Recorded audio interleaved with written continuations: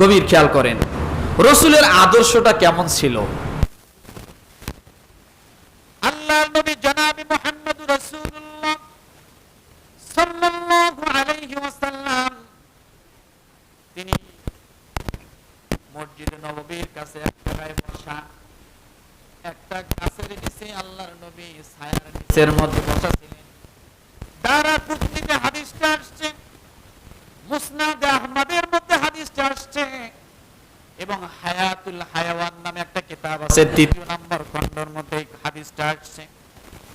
আল্লাহর নবী জনাবে মুহাম্মদ রাসূলুল্লাহ সাল্লাল্লাহু আলাইহি ওয়াসাল্লাম একটা গাছের ছায়ার নিচে বসে সাহাবায়ে কেরামদেরকে নিয়ে আল্লাহ রাসূল আল্লাহর দ্বীনের বড়ত্বর কথাগুলো তাদের কাছে বোঝাচ্ছেন, দ্বীনের কথা তালিম দিচ্ছেন। এমন সময় ওই দলের পাশ দিয়ে আল্লাহর নবীর পাশ দিয়ে বনু সালাম নামের এক গোত্রের একজন ব্যক্তি আল্লাহর নবীর পাশ দিয়ে যাচ্ছেন, সাহাবায়ে কেরাম সেখানে বসা। ওই জায়গায় হযরত উমর রাদিয়াল্লাহু তাআলা আনহু বসা ছিলেন। ওই বনু সালাম গোত্রের বেদুন লোকটা, গ্রাম্য লোকটা সাহাবায়ে কেরামের নিকট এসে বলছেন, ও সাহাবীরা, তোমরা এখানে বসে বসে কি করো? গোল হয়ে বসে আছো, তার বিষয়ে তোমরা আলোচনা করছো। এবার সাহাবীরা ডাক দিয়ে বলেন, আমাদের মাঝে আমাদের উত্তম আদর্শ আল্লাহর নবী উপস্থিত রয়েছেন, তার মুখের জবানের কথাগুলো আমরা শুনে শুনে আমাদের জীবনটাকে আদর্শবান বানাচ্ছি। বলেন সুবহানাল্লাহ। আদর্শ শব্দের অর্থটা কি? আদর্শ শব্দের অর্থ হলো যার কথা এবং কাজ দেখে অন্য একজন মানুষ সমাজে ভালো পথে যায় এবং অন্য একজন মানুষ তাকে তার কথা এবং কাজগুলোকে অনুসরণ করে সোনার মানুষে পরিণত হয়, আখিরাতমুখী হয়, জাহান্নাম থেকে মুক্তি পেয়ে জান্নাতীওয়ালা হয়। এই রকম আদর্শ যদি কারো ভিতরে থাকে, এই রকম গুণ যদি কোনো ব্যক্তির কাছে থাকে, সেই ব্যক্তির গুণকে আদর্শ বলা হয়। বুঝাইতে পারছি? এমন একজন ব্যক্তিকে আপনি দাঁড় করান যে ব্যক্তিকে দেখলে আপনার আল্লাহর কথা মনে পড়ে, যে ব্যক্তিকে দেখলে আপনার আখিরাতের কথা মনে পড়ে, যে ব্যক্তিকে দেখলে আপনার দুনিয়ামুখী হতে দূরে সরে আখিরাতমুখী হতে সহজ হয়, যে ব্যক্তিকে দেখলে আল্লাহ জিকিরের কথা মনে হয়, এমন একজন ব্যক্তি যে ব্যক্তিকে দেখলে সমাজ সুন্দর হয়, তার কথায় সমাজ ভালো হয়, এমন একজন ব্যক্তি যদি আপনার সমাজে থাকে, জানবেন সে ব্যক্তি কি? আদর্শবান। সে ব্যক্তি কি? এটাই বলে উত্তম আদর্শ, যাকে দেখে একজন মানুষ ভালো পথে আসে। সোজা কথা, যাকে দেখে একজন ভালো পথে আসে, অবশ্যই জানবেন ওই ব্যক্তির উত্তম কোন আদর্শ আছে। যার কোনো আদর্শ নাই, আছে জবানে কিন্তু বাস্তবতায় নাই, ওই ব্যক্তি হাজারো চিল্লালেও তার কথায় কোনো কাজ হবে না। এমন আদর্শ প্রায় রাজনীতিবিদদের আছে। মঞ্চে যখন ওঠে, মাইক যখন পায়, লেকচারের অভাব নাই, চোর চোরকে ধরতে বলে, অথচ নিজে অনেক বড় এক কুমির চোর বসে আছে। এগুলো রাজনীতিবিদদের ভিতর অনেকটা পাওয়া যায়। বাইরে এক কথা, অর্থাৎ জনসভায় এক কথা, বাস্তবে কি আরেক কথা। আপনি দেখবেন মাইক সামনে পাইলে, মঞ্চ সামনে পাইলে, মিডিয়া সামনে পাইলে নিজের জীবন জনগণের জন্য বিলিয়ে দেয়, কিন্তু ওদিকে আবার ঠিকই জনগণকে মাইরে সাফ করে নিজে বাঁচার জন্য। আছে না? দেখেন নাই আপনারা? নাকের পানি, চোখের পানি সব কি একাকার, জনগণের জন্য জীবন দিচ্ছে, কিন্তু জনগণের উল্টা কি মাইরে সাফ। এইরকম, কিন্তু এদের কোনো আদর্শ নাই। যদিও আমরা ইলেকশনের সময় মিছিল করি, আমার ভাই, তোমার ভাই, অমুক ভাই, অমুক ভাইয়ের চরিত্র ফুলের মতো এত পবিত্র বলার বাইরে, অর্থাৎ ফুলে আছে, ফুল হয়তো দেখতে সুন্দর, পুরা শরীরটা কাঁটায় ভরা, কথা ঠিক না? এই ব্যক্তির মুখের কথা হয়তো ফুলের মতো হতে পারে, কিন্তু এই পুরা দেহটা শুধু কাঁটা আর কাঁটা, খালি মানুষের আঘাত করে, ব্যথা দেয়, আছে না? আমার ভাইরা, সাহাবায়ে কেরাম বেষ্টন হয়ে বসে আছেন। বনু সালাম গোত্রের ব্যক্তি, বেদুন গ্রাম্য মানুষ এসে জিজ্ঞাসা করলেন, তোমরা কাকে গোল করে বসে আছো? ডাক দিয়ে বলেন, আমাদের মাঝে উত্তম আদর্শ আমাদের রাসূল আছেন, আমরা তাকে দেখে তার কথাগুলো শুনে আমরাও সোনার মানুষে পরিণত হতে চাই। বেদুন ব্যক্তি ডাক দিয়ে বলল, তার নাম কি? বলে, তার নাম মুহাম্মদ। এই কথা যখনই শুনল, বেদুন চিৎকার করে ডাক দিয়ে বলল, এই মানুষটা কতই না পাপিষ্ঠ, এই মানুষটাকে কোন মা জন্মগ্রহণ করছে জানি না, সেই মায়ের কপাল না কতই না খারাপ, এই মানুষটা সমাজের সমাজের মধ্যে বিশৃঙ্খলা সৃষ্টি করতেছে। সে ইলাকে বাদ দিয়া, দুনিয়ার দেবদেবী মূর্তি পূজাকে বাদ দিয়ে কোন আল্লাহর দিকে জানি ডাকতেছে। আমার এর মুখ দেখার আগে যেন আমার মরণ হওয়াটাই ভালো ছিল, আমি কেন এর মুখ দেখলাম? এর মুখ দেখার আগে এই জন্য আমার মৃত্যু হতো, এটাই আমার জন্য ভালো কাম্য। বলেন নাউজুবিল্লাহ। কি বলছে বলেন তো? আমি কার মুখ দেখলাম? এ যে মায়ের পেটে জন্মগ্রহণ করছে, ওই মা কতই না দুর্ভাগা। বেদুন ব্যক্তি, বনু সালাম গোত্রের ব্যক্তি এগুলো বলে ফেললো।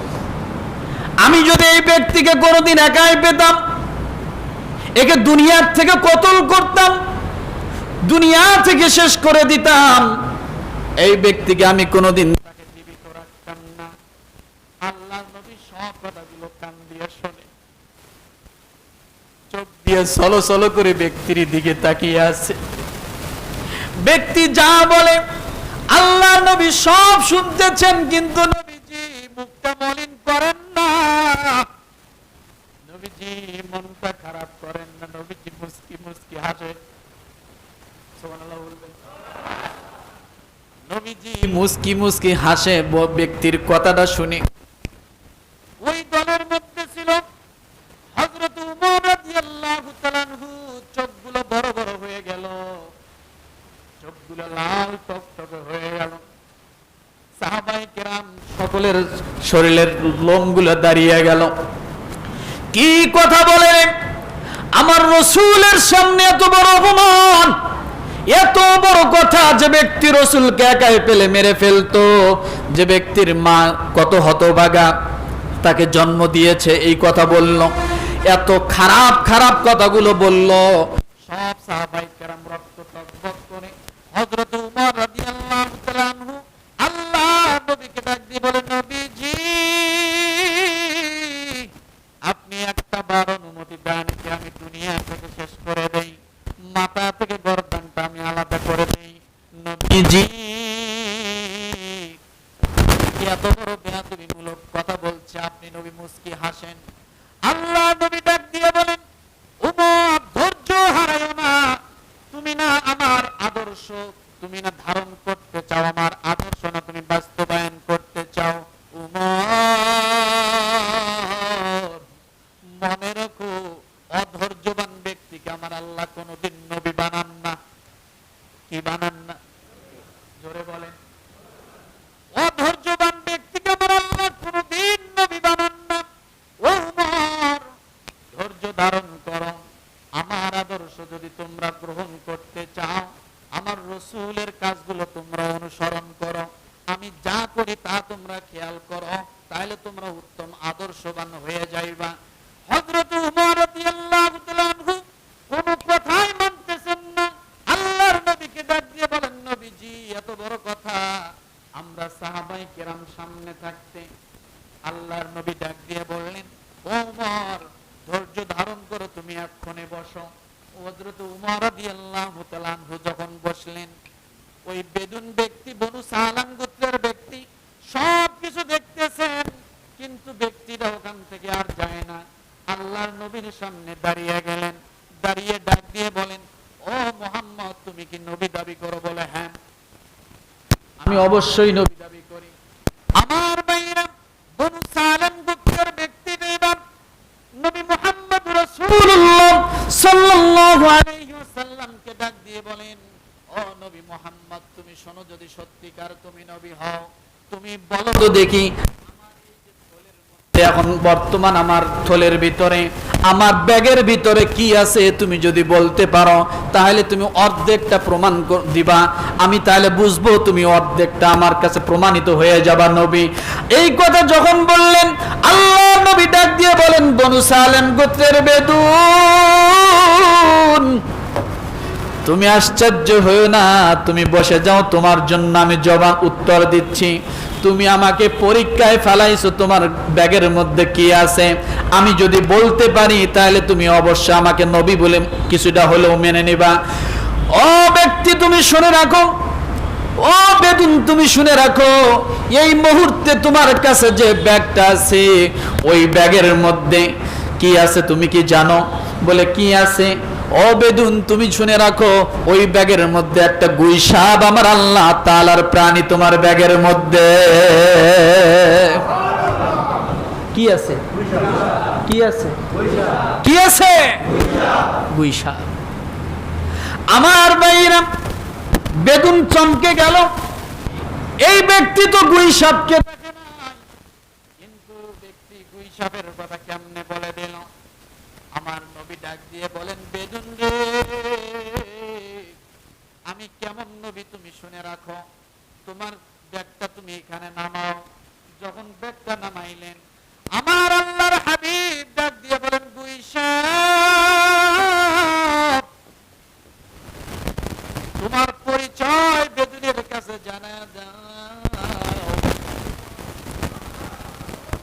আগামীকাল বলেন, ও গুইসাপ, তোমার পরিচয় জানা দাও।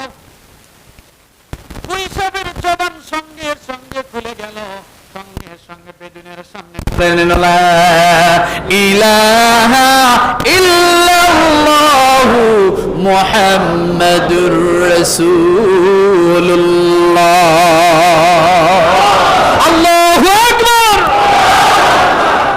বেদুন থমকে গেল।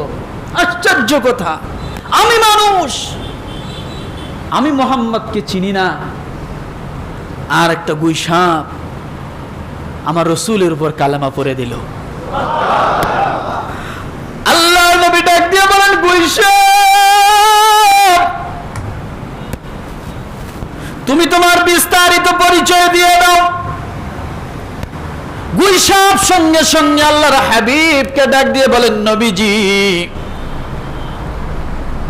যে আল্লাহ আমাকে সৃষ্টি করেছে, যে আল্লাহ আপনাকে রসুল বানিয়েছেন, আপনি শুধু মানুষের জন্য রসুল না, ওয়ামা আরসালনাকা ইল্লা রাহমাতাল লিল আলামিন।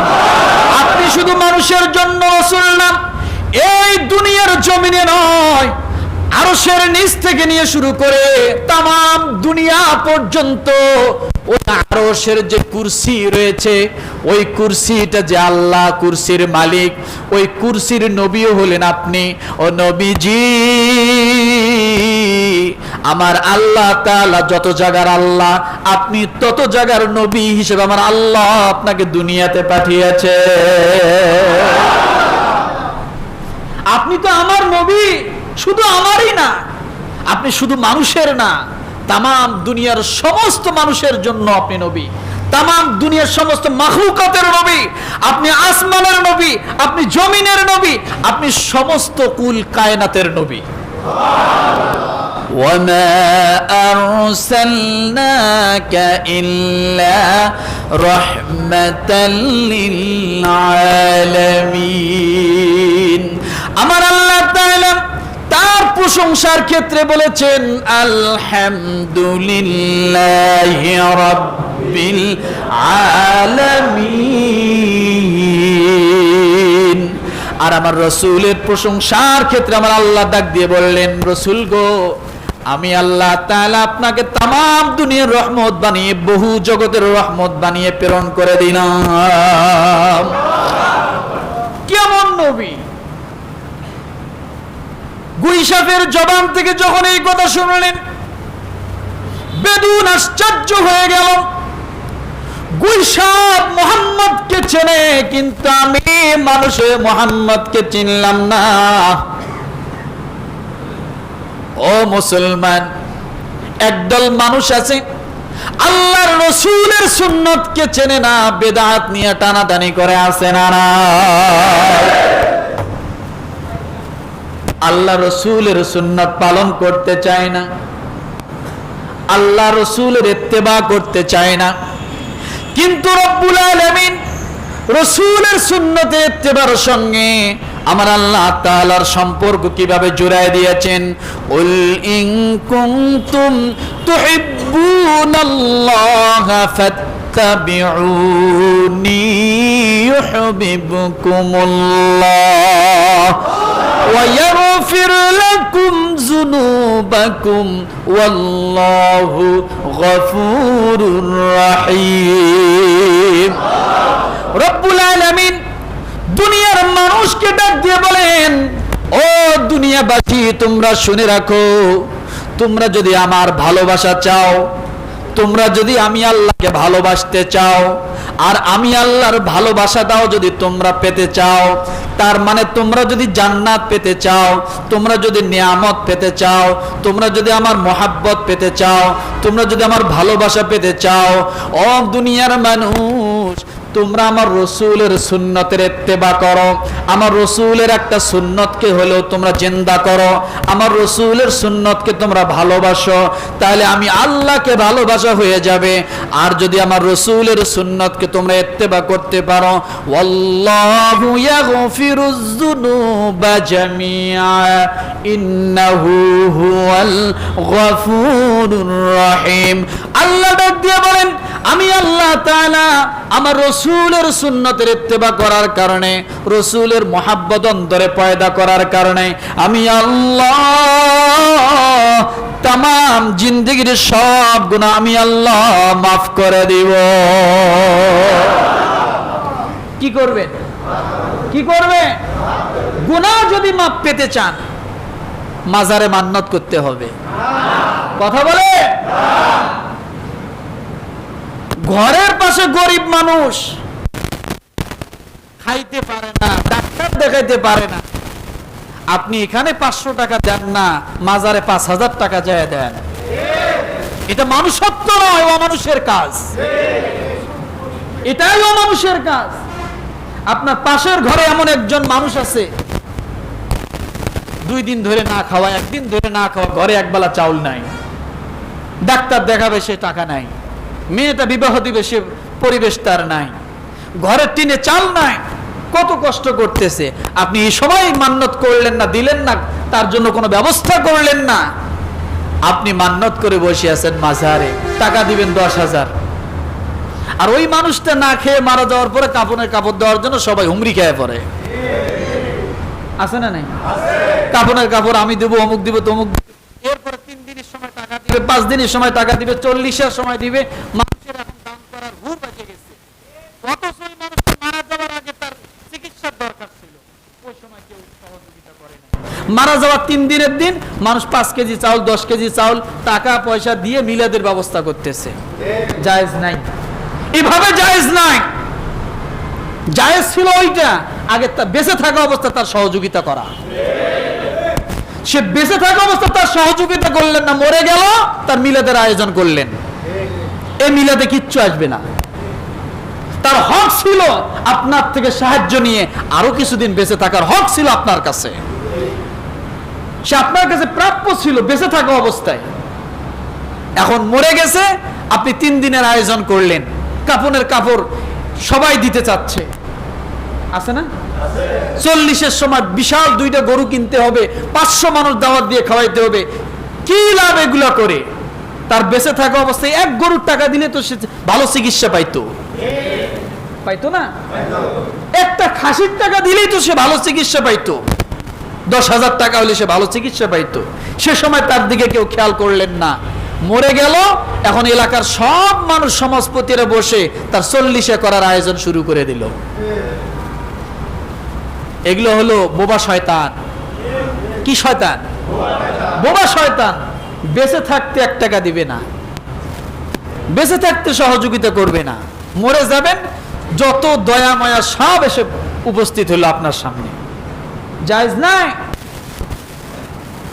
আজকে বড় কষ্ট হয়, আপনি চোখে দেখেন মাজারে গাজার আসর বসে, আপনি চোখে দেখেন সুস্থ মানুষটা অসুস্থ অবস্থায় লাল শালুক পরে বেড়াচ্ছে, আপনি চোখ দিয়ে দেখতেছেন মানুষটা প্রতিদিন শ্যাম্পু করলে, গা গোসল দিলে, 2-1 দিন পর পর মাথাটা আছড়াইলে, তেল তুল দিলে মানুষটা চকচকা দেখা যাইতো। মানুষটার মাথায় এমন পেস্টা গোছাইছে, এমন ক্যাশ গোছাইছে, জট বাইদে সেদিন দেখলাম যে প্রায় 4.5 কেজি জট মাথার থেকে নামাইছে। কত কেজি? মানে এগুলো একটা ভাওতাবাজি। এগুলো না ধরলে তো আর আপনারা দিবেন না, খাসি মান্নত করবেন না, গরু মান্নত করবেন না, অমুক দিবেন না, তমুক দিবেন না। কেন? সুস্থ মানুষটা ওখানে গেলে অসুস্থ হয়ে যায়, কারণটা কি? এই জন্য বলি যে রসুলের সুন্নাহকে আঁকড়ায় ধরার চেষ্টা করেন। আমার রসুল কি পেস্তাওয়ালা ছিল? জটওয়ালা ছিল? মোজ বিশাল বড় বড় ছিল? হ্যাঁ? আমার রসুল কেমন ছিল? আগের ঘটনাটা তো শেষ করি নাই, বলতাম নালে সময় নেই। আমার ভাইরা, আমার রসুল কেমন ছিল ছোট্ট একটা কথা বলে শেষ করে দেই। আল্লাহর নবী যেদিন মক্কা থেকে মদিনায় হিজরত করে যান, হযরত আবু বকর সিদ্দিক রাদিয়াল্লাহু তাআলা আনহুর সাথে প্রায় 13 থেকে 14 দিনের পথ আল্লাহর রাসূল মক্কা থেকে মদিনায় পৌঁছতে সময় লাগে। এই 13-14 দিনের মধ্যে রাসূলের বারবার খিদে লাগছে কি লাগে নাই বলেন? আল্লাহর নবী ক্ষুধার্ত অবস্থায় হাঁটতে পারে না, ক্ষুধার্ত অবস্থায় দাঁড়াতে পারে না, ক্লান্ত শ্রান্ত শরীর নিয়ে আল্লাহর নবী হযরত আবু বকর সিদ্দিক রাদিয়াল্লাহু তাআলা আনহুকে ডাক দিয়ে বলেন, আবু বকর, আমি বড্ড ক্লান্ত হয়ে গেছি হাঁটতে হাঁটতে, আমার জন্য কি একটু পানির ব্যবস্থা করতে পারো কোনোভাবে? আবু বকর সিদ্দিক রাদিয়াল্লাহু তাআলা আনহু সঙ্গে সঙ্গে দৌড় দিয়ে গেলেন, ডানে তাকালেন, বামে গেলেন, বিভিন্ন জায়গায় ছোটাছুটি করলেন, নবীজির জন্য একটু পানির ব্যবস্থা করতে পারলেন না। বুখারী শরীফের হাদিসটা বলুন, সেখানে আছে, আমি এখন যে হাদিসটা বলবো উম্মে মাবাদের ঘটনা বলবো। উম্মে মাবাদ একজন বুড়ি মহিলা, আল্লাহর নবীর সাহাবী হযরত আবু বকর সিদ্দিক রাদিয়াল্লাহু তাআলা পা করে যখন পথ রওনা করলেন, হঠাৎ দেখে কিছু ছাগল দেখা যায়। আবু বকর সিদ্দিক রাদিয়াল্লাহু তাআলা বললেন, নবীজি, এখানে কিছু ছাগল দেখা যায়, মনে হচ্ছে এখানে কিছু মানুষের বসবাস অবশ্যই আছে। আমার ভাইরা, আবু বকর সিদ্দিক রাদিয়াল্লাহু তাআলা সহ ওই এলাকার দিকে যখন গেলেন, উম্মে মাবাদের বাড়ি যখন দেখতে পারলেন, ঘর দেখতে পেলেন, মনের মধ্যে আশ্বস্ত আসলো এখানে অবশ্যই মানুষ বসবাস করে। উম্মে মাবাদের ঘরের নিকটে যখন চলে গেলেন, যে ডাক দিয়ে বললেন, এই বাড়িতে কেউ কে আছে? বললে একজন বুড়ি মানুষ আছে। ভিতর থেকে নক করে বললেন, একজন বুড়ি মানুষ আছে। ডাক দিয়ে বললেন, আমরা পথিক, আমরা মদিনার দিকে পথ রওনা করেছি, আমাদের জন্য কিছু খাবারের ব্যবস্থা করে দিতে পারেন কি? উম্মে মাবাদ তার ঘরের মধ্যে খাবারের মতো কিছুই ছিল না, আর তার স্বামী বাইরে কাজ করার জন্য অনেক দূরে চলে গেছে। আবু বকর সিদ্দিক রাদিয়াল্লাহু তাআলা আনহু নবীজির জন্য উম্মে মাবাদের ঘর থেকে কিছুই আনতে পারলেন না। আল্লাহর নবী এবার ডাক দিয়ে বলেন, আবু বকর, ওই যে ছাগল দেখা যায়, ওই ছাগলটা উম্মে মাবাদের কাছ থেকে নিয়ে আসো।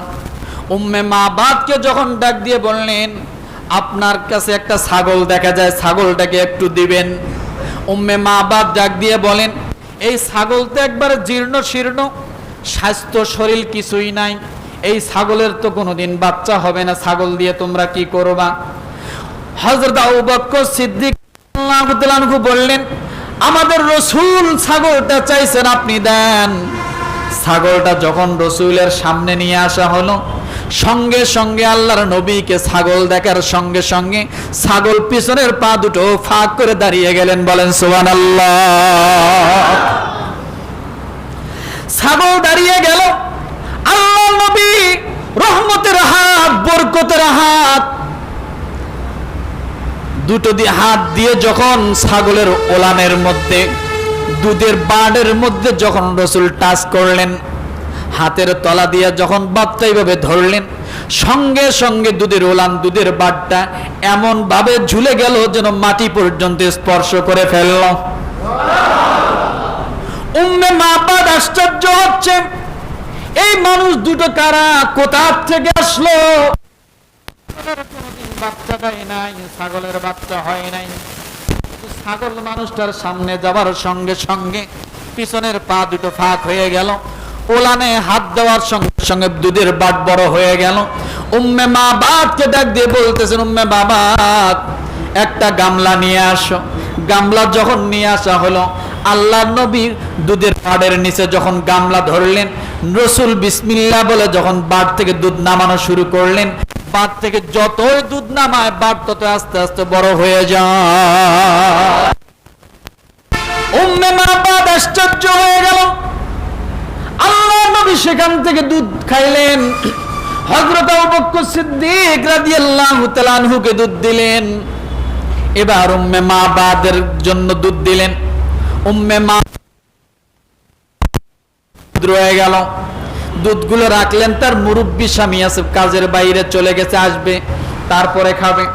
কিন্তু উম্মে মাবাদের আশ্চর্য মনে হয়ে গেল, এটা এমন মানুষ কোনোদিন দেখি নাই, এত মানুষ কোনোদিন দেখি নাই, এই মানুষ কোথা থেকে আসলো?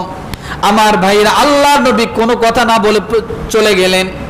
এদিকে তার স্বামী যখন বাড়িতে আসলো, আসার পরে ঘরের মধ্যে যখন দুধ দেখতে পেল, দেখার পরে ডাক দিয়ে বলল, মেমাবাদ তুমি দুধ কোথায় পাইলা? এত সুন্দর দুধ তুমি কোথা থেকে ব্যবস্থা করেছো? আল্লাহর ডাক দিয়ে বলেন, আজকে দুজন পথিক আমাদের বাড়িতে এসেছিল। স্বামী গো, আমি বলছি এমন সুন্দর চেহারাওয়ালা মানুষ আমার জীবনে আমি কোনোদিন দেখি না। শরীরের রং বললেন লালচা লালচা রং,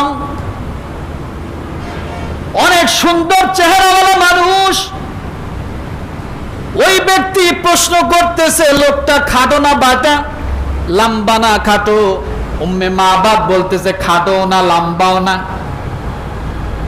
যখন বর্ণনাগুলো উম্মে মাবাদ দিয়ে দিলেন তার স্বামীর কাছে, স্বামী এবার ডাক দিয়ে বলেন, উম্মে মাবাদ রে, শুনে রাখো, তোমার ঘরে যেমন তেমন ব্যক্তি আসে নাই।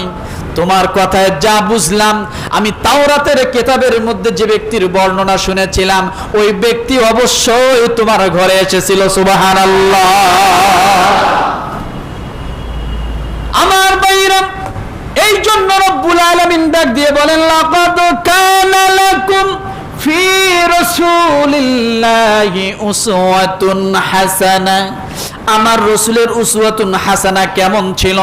ওই যে বেদুনের কথা বলেছিলাম, গুইসাপ যখন রাসূলের সাক্ষী দিয়ে দিল, রাসূলের সাক্ষী দেওয়ার সঙ্গে সঙ্গে বেদুন আশ্চর্য হয়ে গেল। এবার বেদুন সঙ্গে সঙ্গে চিৎকার করে ডাক দিয়ে বলেন, ও নবীজি, আমি অন্যায় করেছি, অপরাধ করেছি, আমি ভুল করেছি, আমি এক্ষণে তওবা করে আপনার কাছে কালেমা শাহাদাত গ্রহণ করলাম। আল্লাহ নবী সঙ্গে সঙ্গে বেদুনকে কালেমা শাহাদাত গ্রহণ করলেন। আশহাদু আল্লাহ ইলাহা ইল্লাল্লাহু ওয়া আশহাদু আন্না মুহাম্মাদান আবদুহু ওয়া রাসূলুহু। কালেমা শাহাদাত গ্রহণ করে নিল। বেদুন, সালাম গোত্রের বেদুনের বুকটা টান টান হয়ে গেল। হৃদয়ের মধ্যে আলাদা একটা শক্তি সঞ্চয় হলো। ইমানি তেজ বলিয়ান হয়ে গেল, ইমানের শক্তিতে বলিয়ান হয়ে গেল। এবার কালেমা শাহাদাত পড়ে পড়ে যখন চলে গেলেন বাড়ির দিকে, পথের মধ্যে দেখে প্রায় 1000 শত্রু বাহিনী আল্লাহর নবীর দিকে যুদ্ধ করার জন্য আসতেছে, আল্লাহর করার জন্য আসতেছে। যখন বনু সালেম গোত্রের বেদুনের সঙ্গে দেখা হলো, এবার বেদুন ডাক দিয়ে বলছে, তোমরা এতগুলো সৈন্য বাহিনী কোথায় যাও? বলতেছে, শুনছি মুহাম্মদ নামের একজন ব্যক্তি আছে, নতুন ধর্মের দাবি করে, নতুন নবীর দাবি করে, আমরা তার বিরুদ্ধে যুদ্ধ করার জন্য যাচ্ছি। এই কথা যখন 1000 সৈন্য বাহিনীর জবান থেকে বাইর হলো, সঙ্গে সঙ্গে বেদুন এবার বুকটা টান টান করে দিয়া ইমানের শক্তি নিয়ে চিৎকার করে তাদের সামনে বলল, লা ইলাহা ইল্লাল্লাহু মুহাম্মাদুর রাসূলুল্লাহ।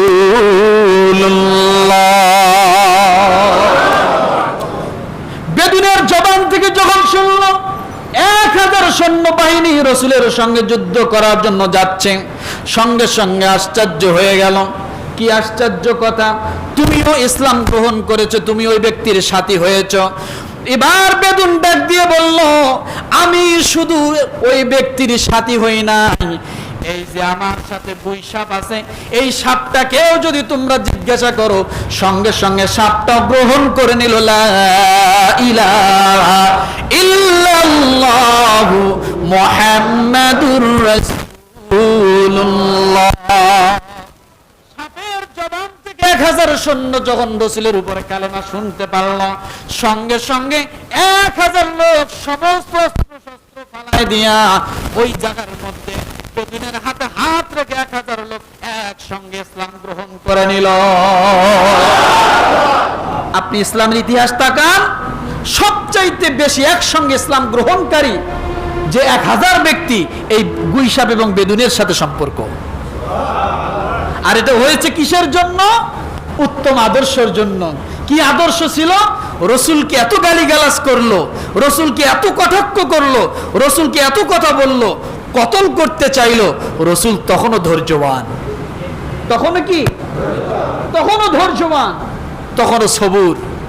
উমর বারবার উঠে লাফায়, রসুল বলে, উমর লাফায়ও না, এটা উত্তম আদর্শ না। এই জন্য বলা হয়েছে যে রসুলদের নবুয়তের একটা গুণ হলো অধিক ধৈর্যবান। কথা ঠিক কিনা? মুসলমানের একটা গুণ থাকতে হয়, ধৈর্য। এই ধৈর্যের মাধ্যমে আল্লাহ যে পরিমাণ জান্নাতের ওয়াদা করেছেন, অন্য কোনো বিষয় এত ওয়াদা আল্লাহ করেন নাই যত পরিমাণ ধৈর্যের মাধ্যমে জান্নাতের ওয়াদা করেছেন। তাহলে আমরা তো জান্নাত পেতে চাই। কথা ঠিক কিনা? আমরা রসুলের উত্তম আদর্শ মেনে নিব কি? কথা বলেন। সুন্নাত গুলোকে অনুসরণ করার চেষ্টা করব কি? আল্লাহর উপর আস্থা বিশ্বাস রাখবো কি? নাকি মাজারের মান্নত দৌড়ে যাবো মাজারে? নো। আপনি আল্লাহর উপর আস্থা রেখে, বিশ্বাস রেখে, আপনি সেজদায় পড়ে, নফল নামাজের সেজদায় পড়ে আপনার যত সমস্যা আছে আপনি তুলে ধরেন। রব্বানা আতিনা ফিদ দুনিয়া হাসানা ওয়া ফিল আখিরাতি হাসানা, এই দোয়াটা আপনি পাঠ করেন। আপনি আপনার বিশ্বাস যেমন হবে, আল্লাহর আচরণ ব্যবহার আপনার প্রতি তেমনই হবে। আপনার আস্থা বিশ্বাস আল্লাহর উপর যেমন হবে, আল্লাহর আচার ব্যবহার আপনার প্রতি। একজন বিশাল বড় ডাক্তার, কিন্তু ডাক্তার দেখে আপনার পছন্দ হলো না, মনে রাখেন ওই ডাক্তারের ওষুধে আপনার কাজও হবে না। বিশ্বাস হয়? বিশ্বাস হয় এই কথাটা? আর যদি ফুটপাতের কবিরাজ যে গাছের মোতা বেছে, তাবিজ বেছে, এর প্রতি যদি আপনার আস্থা থাকে, ওই একটা গাছের মোতায় আপনার জন্য রোগ সারা যথেষ্ট হতে পারে। তাহলে বোঝা গেল মানুষের আস্থাটা অনেক সময় মানুষের রোগ শেফার কারণ হয়ে যায়। কথা ঠিক না? আপনার সকল সমস্যা সমাধানের জন্য একমাত্র যদি আপনি আল্লাহর উপর আস্থা রাখতে পারেন, ওমাইয়াতাওয়াক্কাল আলাল্লাহ, আল্লাহই আপনার জন্য যথেষ্ট হবেই ইনশাআল্লাহ। তাহলে আমরা আস্থা রাখবো কার উপর? তাওয়াক্কুল করব কার উপর? আল্লাহর উপর আমরা তাওয়াক্কুল করব, এদিক সেদিক যাব না। এটাই হলো রসুলের শিক্ষা। আর এই যে আমরা উসওয়াতুন হাসানা, রবিউল আউয়াল মাস, আমরা রসুলের আদর্শ গ্রহণ না করে আমরা যত শয়তানি কার্যকলাপ আমরা করি, যত শয়তানি কার্যকলাপ, নামাজের খবর নাই, রসুলের পক্ষে মিছিল করতেছে, রসুলের সুন্নত নাই, এমনি মিছিলে দাঁড়াইছে, রেলিতে দাঁড়াইছে, উনি আশেকে রসুল হয়ে গেল, অথচ সারা জীবন রসুলের বিরুদ্ধে কাজ করে। আছে না এরকম? রসুলের বিরুদ্ধে কাজ করে কিন্তু রেলির সময় কি দাঁড়াইছে। এটা কি আসলে বাস্তবতা? ন। আপনি রসুলের একটা সুন্নতকে যদি জিন্দা করেন, 100 গলা কাটা শহীদের সওয়াব আল্লাহ আপনাকে আমল নামায় দিবে। আপনি এটা বাদ দিয়ে কোনটা করেন? আল্লাহ তাআলা আমাদের সকলকে সহি দ্বীন বুঝার জন্য তৌফিক দান করুক। সকলে বলে আমিন। ওয়া আখিরে দাওয়ানা আনিল হামদুলিল্লাহি রাব্বিল আলামিন।